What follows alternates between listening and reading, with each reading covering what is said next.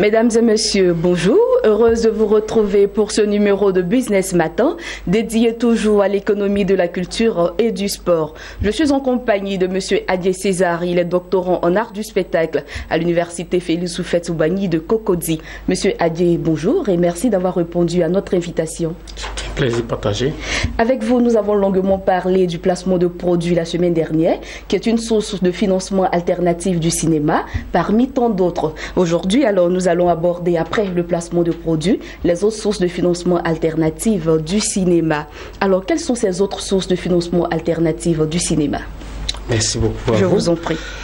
Il faut dire qu'à part le placement de produits qui est le plus pratiqué, il y a également le tie-in, le bartering, le financement participatif ou collaboratif, il y a le sponsoring, il y a le business angel, qui sont également des sources de financement alternatives du cinéma.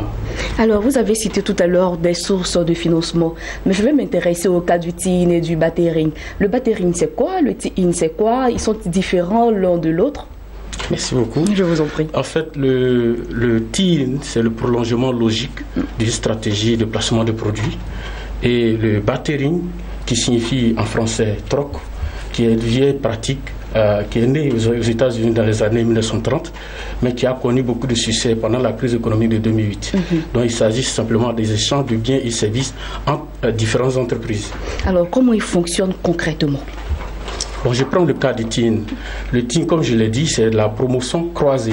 Donc, dans le cas d'un processus de placement de produits, si nous prenons le cas du placement fictif dont nous avons parlé longuement la semaine dernière, la structure, l'annonceur qui fait un placement dans le film, dans le cas des costumes par exemple, est appelé à contribuer au niveau de la distribution du film. Donc, par exemple, au cours de la sortie du film, l'annonceur peut être invité sur les lieux pour tenir un stand, présenter ses produits.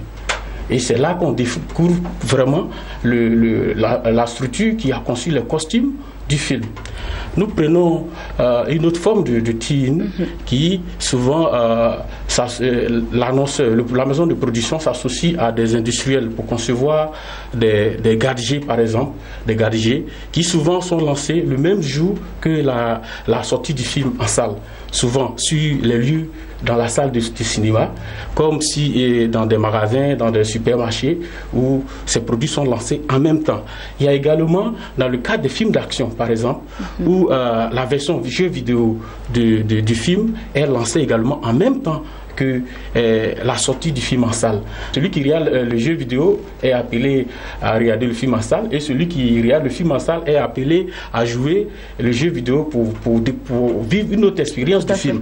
Il y a également le cadre des films d'adaptation, l'adaptation cinématographique.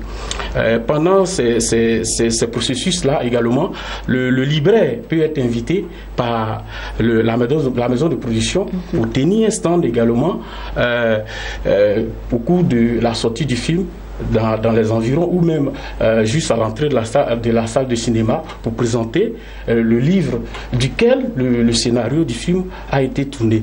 Donc c'est tout ce processus-là également dans le cas du TIN. Si nous parlons du bartering, le bartering c'est le troc en français en fait. Donc c'est une technique commerciale qui est née aux États-Unis dans les années 1930 qui vraiment a connu beaucoup de succès en 2008 avec la crise économique. Comment ça se passe? Dans le cadre des échanges de production, par exemple, votre télévision Business 24, il faut dire que cette technique s'est invitée au cinéma, dans la publicité également. Donc, votre télévision Business 24, si elle faisait de la fiction, pouvait prendre attache avec un annonceur pour lui acheter des productions. Comme l'annonceur également pouvait prendre attache avec Business 24. Donc, l'annonceur vous achète des productions. Pour votre programme, pour enrichir votre programme, et vous, en compensation, vous lui offrez des espaces publicitaires dans votre programme. Et ça, c'est au niveau de la télévision. C'est au niveau de la télévision. Mais qu'est-ce que le producteur en réalité gagne? C'est un partenariat gagnant-gagnant parce que le producteur gagne de la visibilité par votre chaîne et puis l'annonceur également.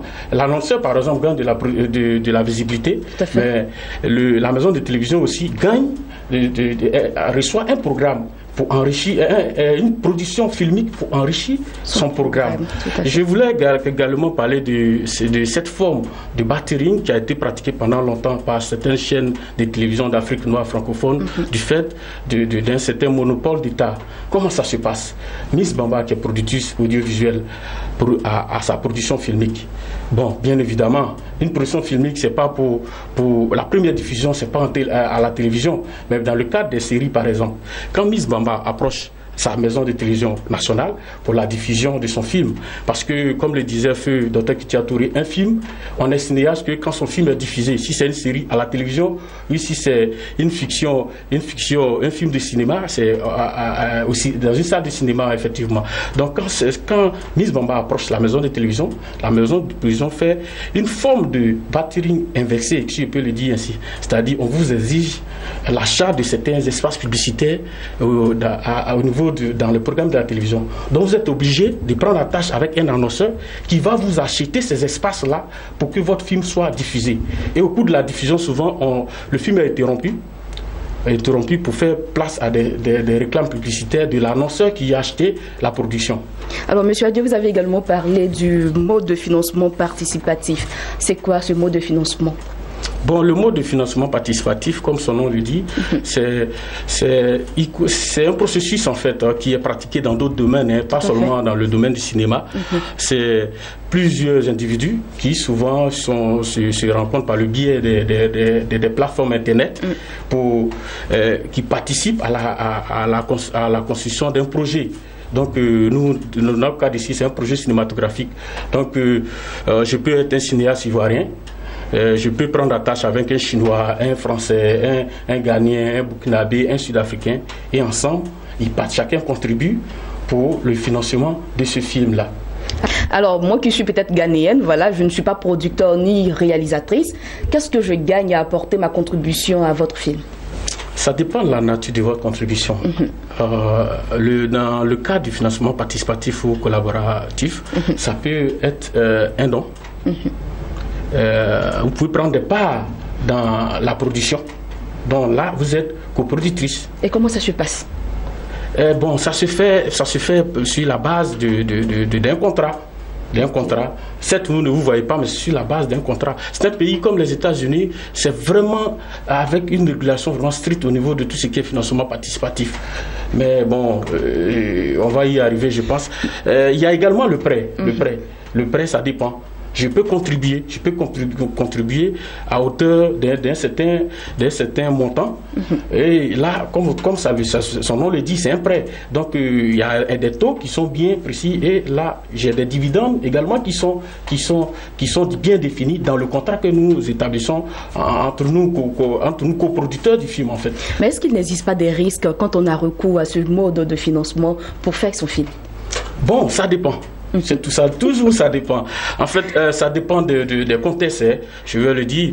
Si vous êtes dans un contexte que je te disais tantôt aux États-Unis, par exemple, où vraiment il y a une régulation stricte au niveau de tout ce qui est financement participatif, le contributeur est juridiquement protégé. Tout à fait.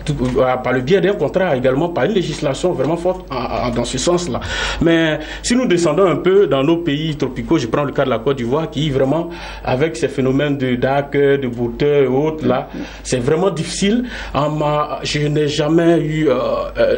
n'ai jamais été informé d'un processus de financement participatif, dans le cadre d'une production audiovisuelle. Mais je pense que ce sont des initiatives qu'on doit prendre. Comme le dit, ce sont des sources de financement alternatives. Donc, quant au producteur ou à l'annonceur de l'accepter ou pas, c'est facultatif. Alors, M. Adjé, selon vous, quels sont les éléments qui peuvent amener un annonceur à vouloir opter pour ce mode de financement que nous venons de citer un peu plus haut? Bon, il y a plusieurs éléments. Comme nous sommes dans le cas du film, je vais prendre par exemple le casting.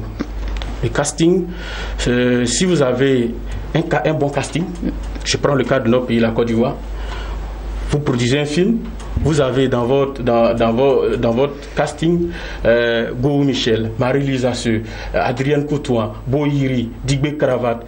Et pour ne pas faire de frustré, je m'arrête là. Quand vous avez ces acteurs, ces grands acteurs ivoiriens et même africains dans votre casting, je pense que quand vous approchez un producteur, un annonceur, il est prêt à investir dans votre production. Il y a également le producteur du film. Le producteur du film, dans d'autres pays par exemple, le producteur du film est très important. Si c'est un homme intègre, un homme travailleur qu'on connaît, qui a vraiment à faire ses armes, qui a produit de très bons films, qui ont connu du succès, quand un tel producteur présente un film, je pense qu'on peut sauter là-dessus facilement. Il y a également le financement, la part de financement. Vous proposez un film, quel est le budget de financement? Si vous avez un bon budget de financement, dans le cadre du placement de produits, par exemple, vous pouvez susciter beaucoup de placements de produits. Vous aurez la chance de choisir les produits que vous voulez, selon vos contextes, selon la thématique développée dans le film.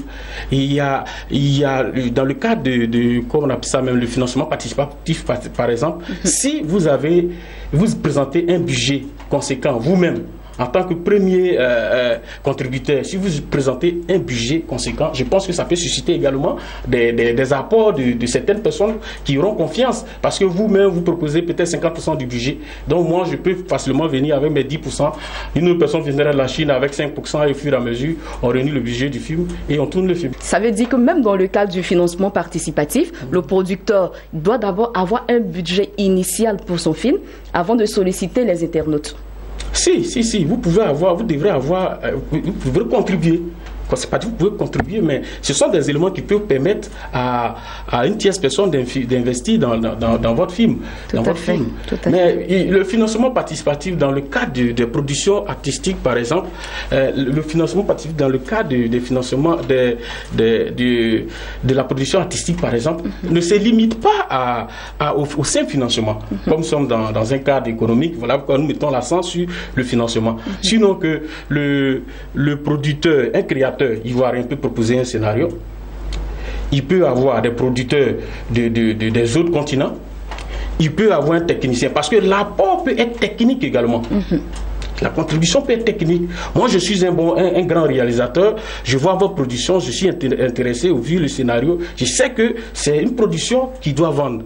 Donc, je vais vers vous, je suis prêt à venir donner ma technicité, ma connaissance artistique pour que le projet puisse marcher. Comme certains viendront avec de l'argent, certains, par exemple, dans le cas du mécénat, par exemple, qu'on n'a pas vraiment développé, viendront donner de l'argent parce qu'ils savent que le film produit peut vraiment permettre, dans le cadre français par exemple, de vendre la culture française, de faire la promotion de la langue française, de faire la promotion de la France. Donc ils viennent faire des dons, des legs également dans le cadre de toute cette technique alternative. Monsieur Adjé, quel est votre mot de fin sur les sources de financement alternatives du cinéma que nous avons débattu longuement et avec beaucoup de passion d'ailleurs? Qu'est-ce que l'on peut retenir de tout ce qu'on a entendu durant ces 2 semaines? Merci beaucoup. Je vous en prie. Il faut dire qu'en 2 émissions de 15 ou 20 minutes, on ne peut pas tout dire. C'est ça. Mais je vous dis que c'est très important. C'est très important de les exploiter. Mais ça dépend de la nature du film. Je le disais tantôt que quand nous faisons un film qui retrace la vie de Napoléon, il faut présenter Napoléon dans son univers. Donc vous allez prendre des costumes de Napoléon qui seront constitués par une maison de production. Vous allez prendre toutes les marques que Napoléon utilisait. Mais dans ce film-là, on ne va pas faire une exception de 1924 parce que le contexte ne s'y est pas. 1924 est né il y a quelques années, alors que Napoléon, c'est dans les années, c'est au XVIIIe siècle, si je me trompe. Donc on ne peut pas déplacer ce contexte-là. Quand le contexte s'y est, je pense qu'il faut exploiter. Mais au niveau des autres sources de financement, je pense qu'il faut les exploiter parce que ça te permet de quand même t'aider, ça t'aide dans ta production de films, mais il ne faut pas se concentrer sur ces sources de financement alternatives parce que il ne faut pas faire du film seulement que des spots publicitaires, des insertions publicitaires. Ça peut être boycotté. Tous les spécialistes du placement de produits le disent. Quand le placement de produits, les autres techniques comme le parrainage et autres, quand elles sont mal exploitées dans une production filmique, le public peut boycotter parce que le public n'est pas dupe. Tout à fait. Alors, Monsieur Adjé, je vous dis encore merci d'avoir répondu à notre invitation. C'est un plaisir pour nous de vous avoir sur notre plateau. C'est moi qui vous remercie. Je vous en prie. Alors, chers téléspectateurs, sachez que le cinéma est un rêve que l'on rend possible. C'est donc sur cette citation de Juliette Binoche que je vous dis très bonne semaine sur Business 24 Africa.